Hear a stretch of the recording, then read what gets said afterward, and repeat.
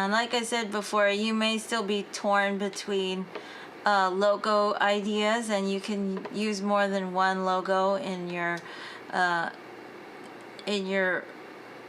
business card layout designs. So you want to have this open, and then we can start our new document for the business card layout design. So we'll go, you can just go File, New from Illustrator, or Command N or Control N on Windows, and then choose Print, because this for sure would be printed. And and then you could choose, let's see, we could just name this your last name followed by your first initial dash business card. And change it to inches, points, change to inches. And we'll just do, we could start with orientation as landscape, and then we can plug in the well, I should have done this first before I was on landscape, but that's okay. So what was the standard size? If you want to do standard size, 3.5 by 2, right? And you could set a number of artboards to start with. Maybe you want to try doing 4, so we could do 4 artboards. And then we want to set, if you want to have color go all the way off to the edge, you want to set a bleed. So this is the bleed section where you go to set a bleed. You can click the up arrow on any one of these, top, bottom, left, right, and the link should be already selected. So when you click the up arrow, it'll set a standard bleed, which is what most print companies would require, is which the standard bleed size is 1/8 of an inch. 0.125 inches is 1/8 of an inch. And you see, because this chain link was already activated, it will go across all sides, top, bottom, left, and right. And then just leave all the default settings that are under advanced options. Those are the correct settings for printing. And then you just click create. And then, so see the red outline? This is the bleed that I've been talking about. That's the bleed boundary. So that's, if you want to do a block of color, like in the background, you choose your rectangle tool, bring your fill color to the front, maybe turn off the stroke. So bring the stroke to the front, click none, bring the fill color to the front, and you choose a color. So I can double click and choose a color that's going to be matching my brand color. Let's say it's a blue is the color I want to use. And then take your rectangle tool, and then if you want color to go all the way to the edge of the artboard, you would take that rectangle and you would hover over the start on the top corner of the bleed and click and drag. You know, you could have color fill part of the space, or you could have color fill all of the space, like that, and go all the way to the bleed edge. And then now this will print blue all the way to the edges of the business card. But if I didn't want it to go all the way over the entire business card, I could do, like maybe part of it. Maybe do a stripe that goes across. And I'm just stretching it all the way to the bleed.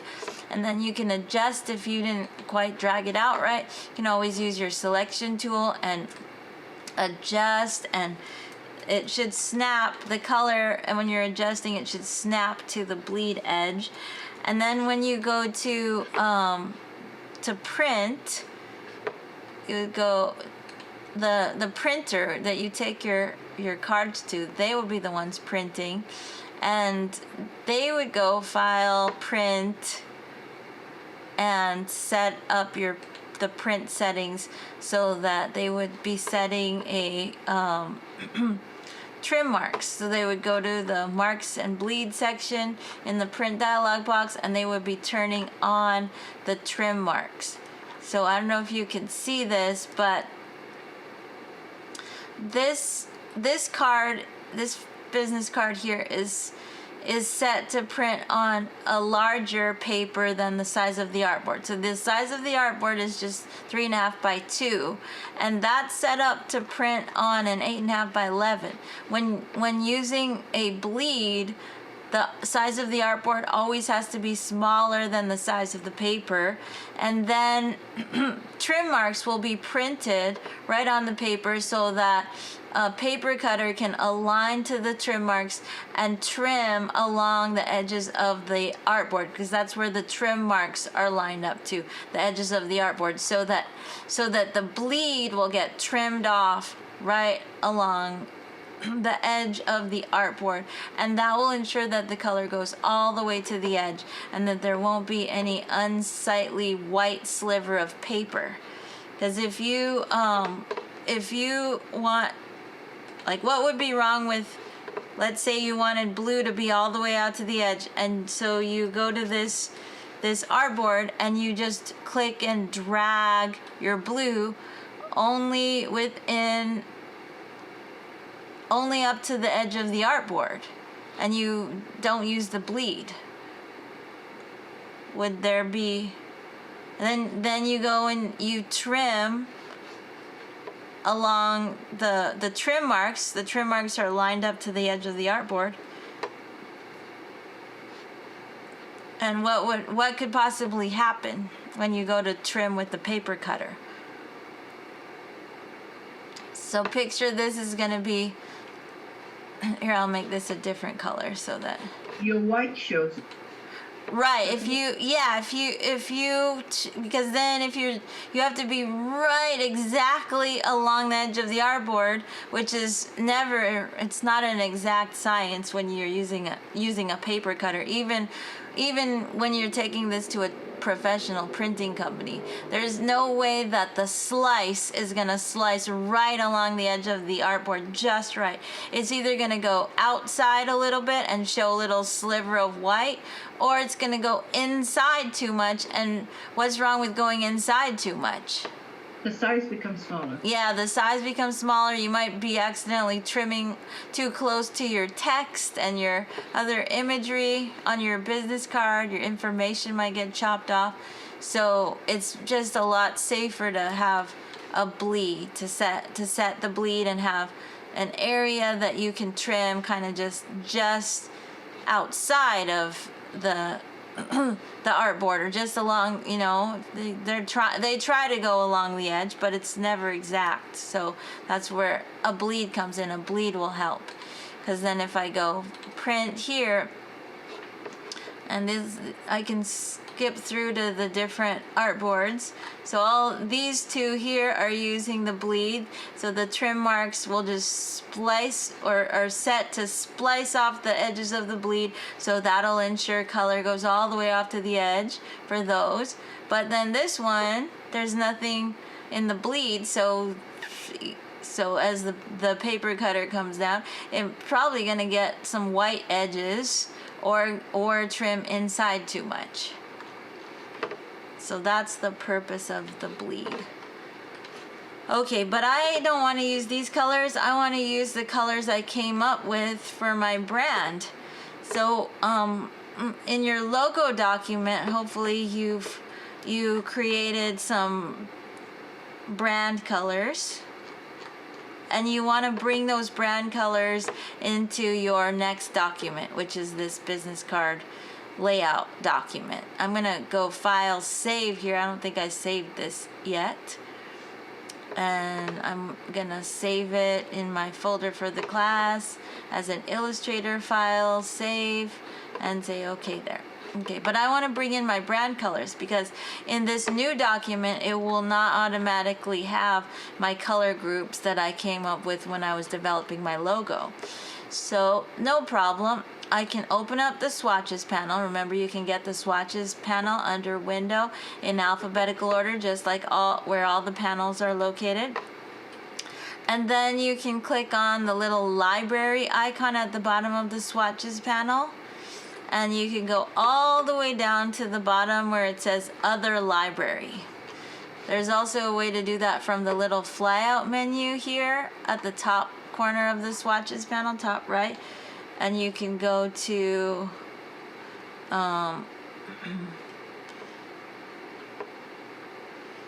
Open Library, Open Swatch Library, and choose Other Library from there too. So you just want to get to Other Library, and from there you can choose, all you have to do is choose your logo document. So I'm going to go into where I stored my work. Choose from home. And find the one that I named last name, first initial, logo. There's the logo document. So it looks like I'm about to open my document itself, my Illustrator file itself, but I'm really just loading the color swatches and the color groups that I set up in this document. So I'm just gonna open. See, it's just opening it like as a swatch library. So I'm just gonna click open here, and then there it is. The same colors that I set up in my other document where I created the logos are here now. So these are the swatches and the color groups that are from the other document. So I could actually drag some of these, like my brand colors, I can drag them and drop them into my swatches panel for this new document so that I always have them handy. So they're my brand colors now. And then I don't really have to have this up because now I have everything I need in my swatches panel that goes along with this document. So I can select the color, the shapes that I put down already, and change the colors. Put some new colors. Maybe I want to draw another rectangle like they did in the one of the examples. So I take the rectangle and can draw out another rectangle on top that's a different color.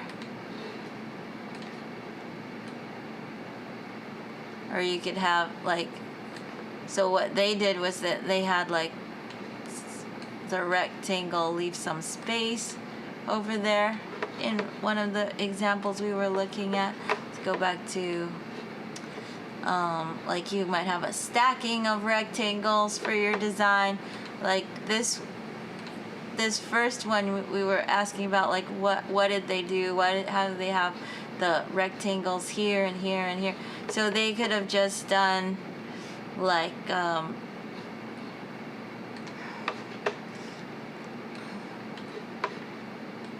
something like this on the sides, and then another one, and just lining things up. The smart guides help you to make sure everything's lining up to some extent. Smart guides, where are you? So you could do something similar like that, but I don't want to copy their design. I want to do my own design, but I just wanted to show you that that they're doing something kind of like that. Since the question came up, what were they doing? What did they do? How did they do that? Like something like that? I don't know. Is that what they did? Let's see. They have these rectangles, and then they have like a line through. Like you could use line. Maybe this was more on the side, and then smart guides pop up to help you line things up. You could use the line tool. Line tool could be handy. If you want to draw with the line tool, you just click and drag with it, and if you just click and drag, you could draw a slanted line, but if you hold shift, you can constrain the line to be a perfect horizontal, or you could draw a line that's a perfect vertical, or a perfect 45 degree, at a perfect 45 degree angle. But now I lost my line. There's a line. I need to put a stroke on it, put a stroke on it. So I click the stroke to the front and click color to put color back on the stroke. And this one I don't need. This one I don't need, so I'm selecting and deleting. Just to show you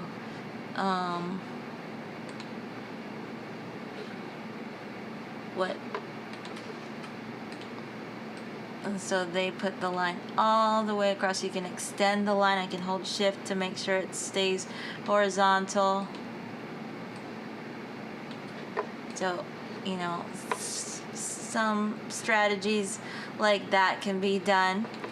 Maybe I want to change this color to something else. Oops, I put a stroke on that. I don't want a stroke, so I'll click the stroke off by clicking none.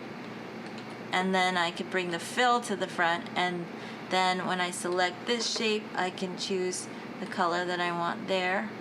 Maybe the same color here, or it could be a lighter color. And this one, I want to extend to the bleed. Extend the edges of the shape to the bleed. Maybe I don't need it to go all the way to here. Maybe I want it to be like halfway. Maybe give it a different color. And you might want to have a curve design. So for that, so I dragged out a rectangle for this, but then I might take the pen tool if I want to add a little more to the shape. So I could take the pen tool and hover over the edge of the shape, and automatically the pen tool will display a plus. What does that mean? What can I do? I can click, right, and add a point. Why would I want to add a point? Because then I can take my direct selection tool and select that point and move it, drag on it to change the shape of my rectangle to make it a little more interesting. So maybe I just have, maybe if it's like a real estate company, that could be a cool shape to look like a house.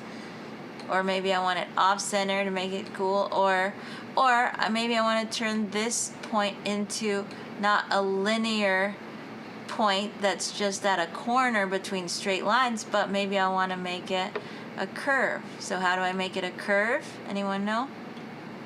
You click on it again, don't you?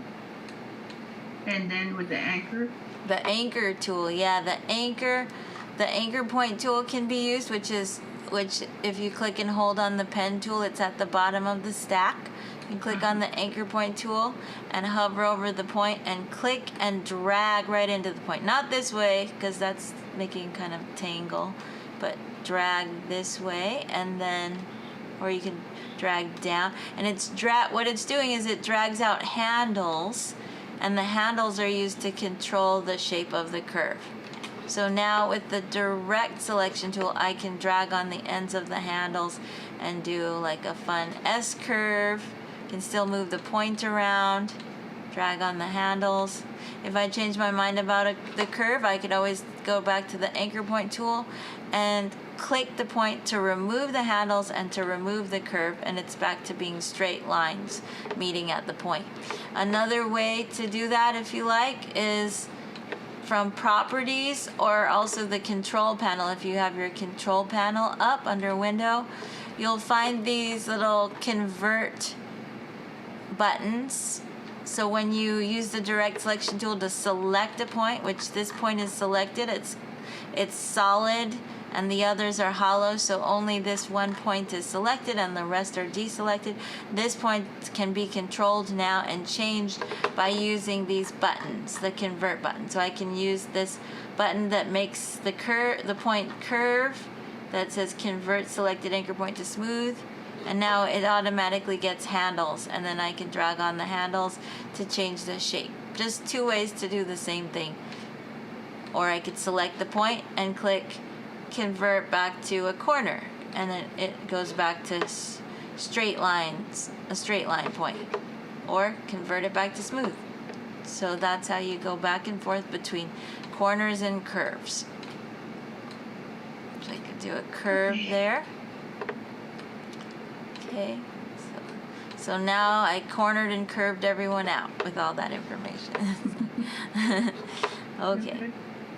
Okay, so what else can I do over to somewhere? So you want to think of some different design elements for each of your cards, different shapes you could add, different colors, and then you start adding the text. And actually, it for your business card layouts, it would be good to set up your layers, to set things up on different layers.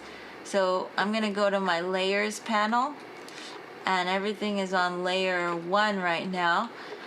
But I might rename this layer by double clicking on the name, and I'll just call this like artwork or art elements, whatever you want to call it, graphics, to mean the shapes, the art shapes. And then you can make another layer by clicking at the very bottom of the layer panel. There's a tiny, teeny button that has a plus on it that you can click on that will add a new layer, and then you can double click on that name. Now that's layer 2. Here I can make my layers bigger by clicking the flyout menu button here at the top of the layers panel. The layers panel is active, so this little button will be for layers, the layers panel.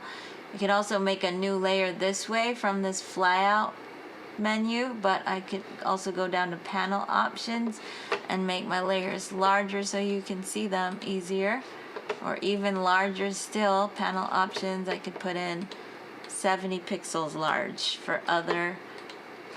And now you see I've got an art elements layer, and then my next layer, I could call this layer text and have the text on a layer.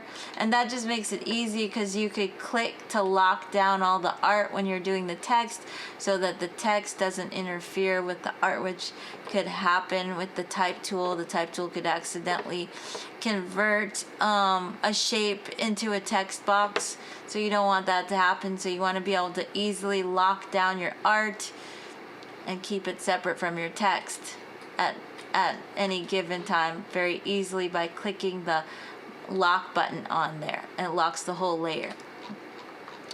What else do we need? Do we need any other layers? Art and text should be separate.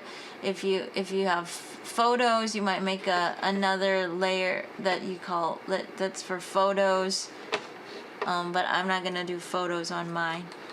You could, but just another way to make a new layer is to go to this little flyout menu and then choose new layer, and then you have a pop-up. You could choose the color that you want your layer to be here, but I think green is fine. So I might say I want this to be called images, like, or photos, if I want a layer that's devoted to images or photos. And then I say okay. And at any time, if you want to get rid of a layer, you can just select the layer or drag it to the trash. There's a trash icon at the bottom of the layer panel. I could just remove that. Just have those two layers.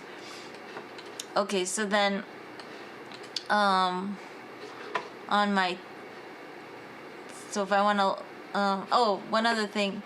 If you want to do a portrait business card, you could always do that if you use your selection tool and you select your by clicking, you're selecting your artboard for your, you can select artboards by clicking on them with your selection tool, and then you actually have to be on your artboard tool. So then you go to your artboard tool and see this is the one that's selected. I can move it around, and I can decide, well, this one I want to be not landscape but portrait. So while I have the artboard tool active and I have this artboard selected, you can see that it's selected because it's got the dotted lines around it. I can switch it from landscape to portrait right here in the artboard section of the properties panel, and you can have more than one artboard. Maybe you want to do a front and a back. You can always add more artboards or delete artboards, like you saw me do before. I can click the the plus here for a new artboard, and then a new artboard that matches the previously selected artboard shows up. So you could do more than 4 if you want. 4 is just kind of a minimum. And then let's say I want to go here and maybe add some more art. So I go to my rectangle tool and draw out another box of color, maybe some, whoops, let me keep it like that, maybe another block of color here on for the other side, maybe another, like a stripe, maybe another little thinner stripe, which you could do with, right now I'm doing that with rectangles, but you could also use the line tool to do lines. Actually, this rectangle got really narrow. I can stretch it a little thicker, stretch this one a little thicker, do a line, hold shift to draw a straight line, and then I need to put color on the stroke for the line.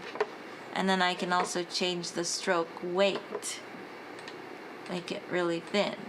So I have some interesting stripe elements going on there.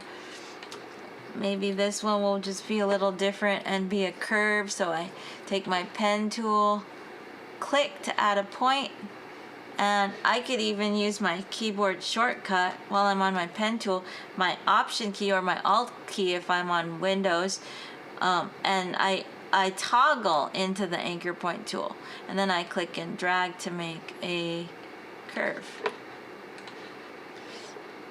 Another thing that I might want to do, I can stretch this, I can select this shape now, and I can copy it with Command C to copy, which is the same as edit, copy, and then I can paste another one in the back, which there's a shortcut here under edit. You can see paste, there's paste in back, there's paste in front. I like to use this a lot.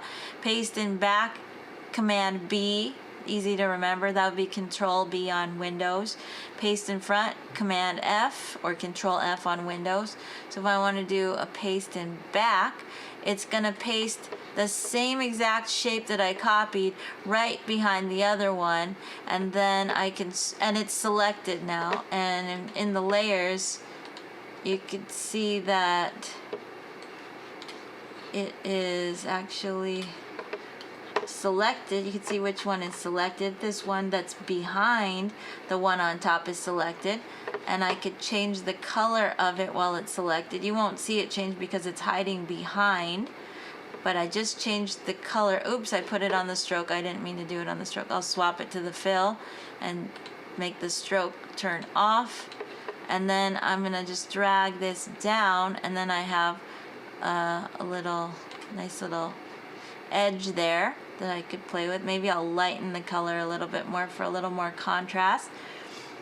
I could do the same thing by selecting this top shape and hitting Command C to copy, Command F to paste in front this time, and then I can change the color to something else and then scale that up.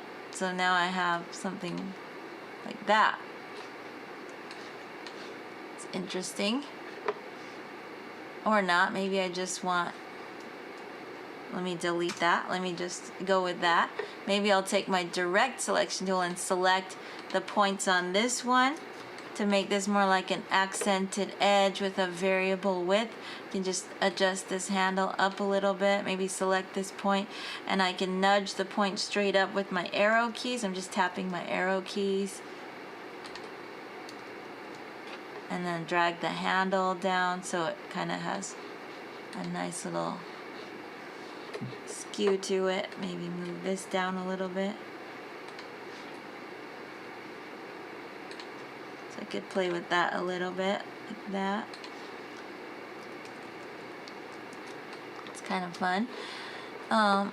So once I've got the artwork started, then I can lock the artwork down and start going on the text. And I can go into my, let's say I go to my logo here. So let's say I decided on this logo, and Probably didn't make do enough ideas for the text, but I'm going to take this logo and copy it. Just select it, Command C to copy, go into my business cards, Command V to paste, and actually maybe I want to go, yeah, I guess I'll go with these colors. So maybe I'll do, so I'm going to just scale this down and see where that's going to look interesting. And then I want to think about my company name for this. So this could be maybe Bright Bloom Graphics. So I take my type tool and I click, and I'm going to just type Bright Bloom Graphics and come up with the brand design for my text. So I can go to my properties, click the drop down from character panel and choose, oh, there's that Gilbert one. I could try going with that one. You can try different types of fonts on different card layouts. This is a good time to really get your business name down. Bright Bloom Graphics. Maybe I put, let's see, choose this color, maybe a darker color there. Let's see, let me see what this color actually is on the stroke. This color is this color. So let me try to see what it looks like with this color. Ooh, with a stroke outline. Let's see with that on the inside. Now it has a stroke on the outside. Let's see if I make the stroke a lot thinner. Maybe a little thicker. That's kind of cool. And then I could also do a drop shadow. So I could go to Effect and Stylize Drop Shadow and adjust my drop shadow. The blur a lot less, so I can put in maybe a 0.03 or 0.02 blur, and then adjust the offset to be a lot closer for the Y offset 0.03 and the X offset 0.04 maybe 0.04 maybe 0.01 for the blur, and offset a little less.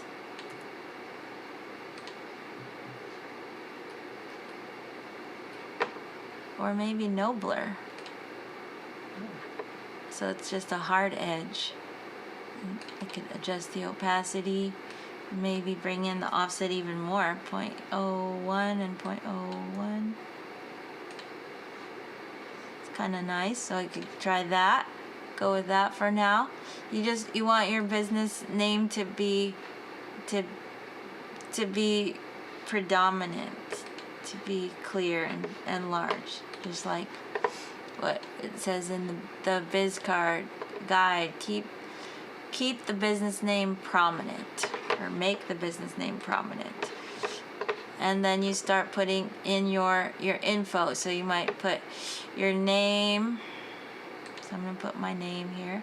And for the other text, it could be some other type of font that it doesn't have to be the same font as your business name, but one that goes with it maybe harmoniously. So I could choose something, maybe something like that, a simpler, more normal looking font, regular. Put my name and my title. You could put the title with just a comma, or you could do something different with it. Let me make sure I have a font that's gonna be, see, this is the 12-point font. This is too big, so I might try a 9 or even an 8. point something, 8.75 maybe. So I had to type that in, and I could double click from the selection tool and then I might put my title. Let's say I'm a graphic designer. And you could just go to the next line by pressing return, and you could put the address, or you could just keep that on a separate line. I just delete it and then make this separate, and then take your type tool and click again to make a separate text box. Am I on the text layer now? Let's see.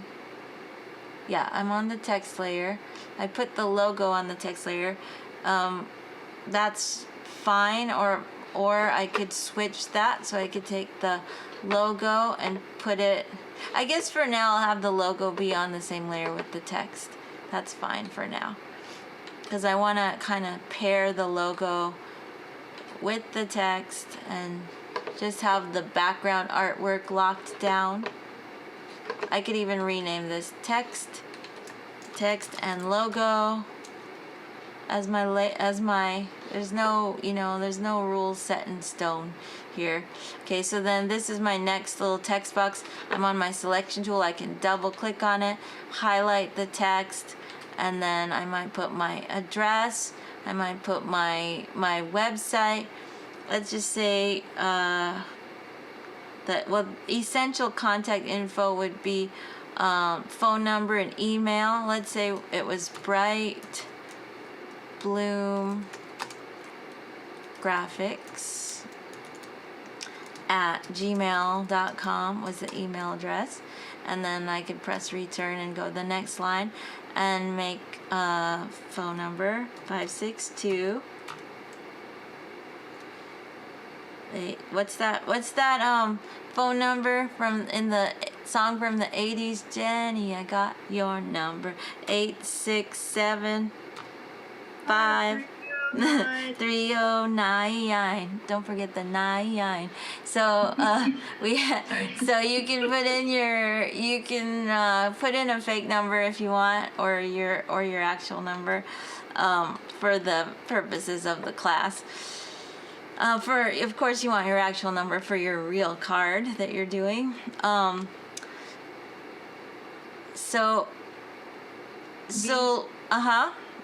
I'm asking because you mentioned the fonts have to be small, but is there like sometimes if it's too small, will it be ineligible to look?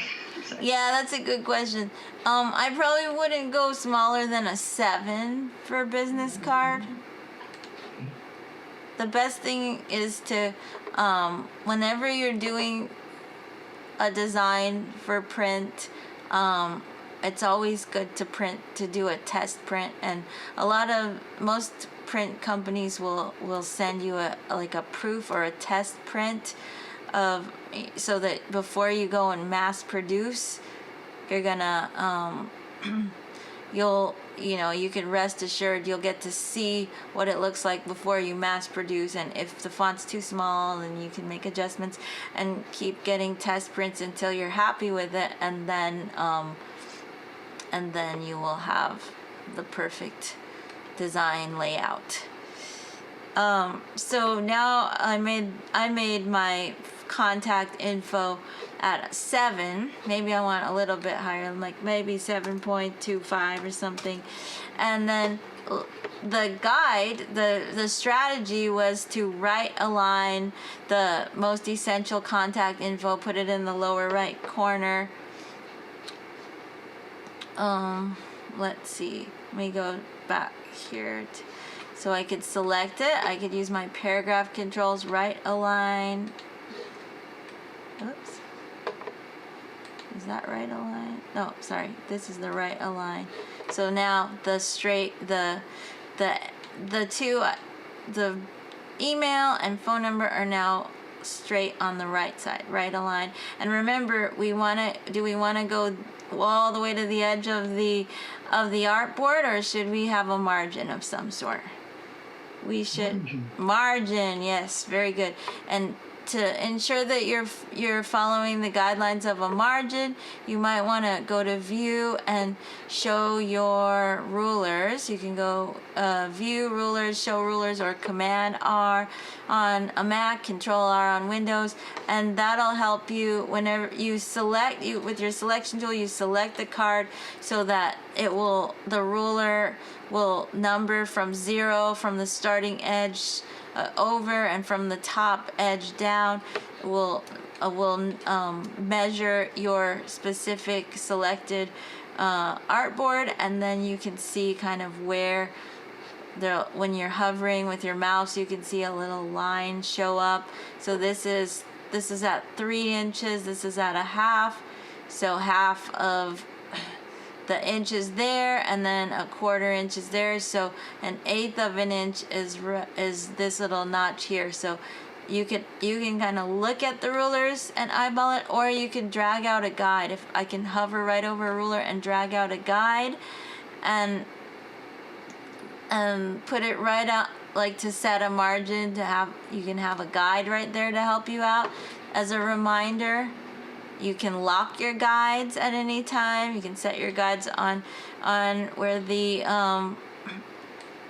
1/8 of an inch in would be, and then you can lock your guides by going to view guides, and I guess they're already set to lock, so you can always unlock them and then change them, and then go back to view guides, lock guides. You can clear all the guides. And the guides can be helpful to lining things up so that you're not going too far out. Even with your logo, you don't want your logo too close to the edge. You don't have to use guides, so you could just kind of look at the rulers to measure that way. And then do lots of different versions of this. So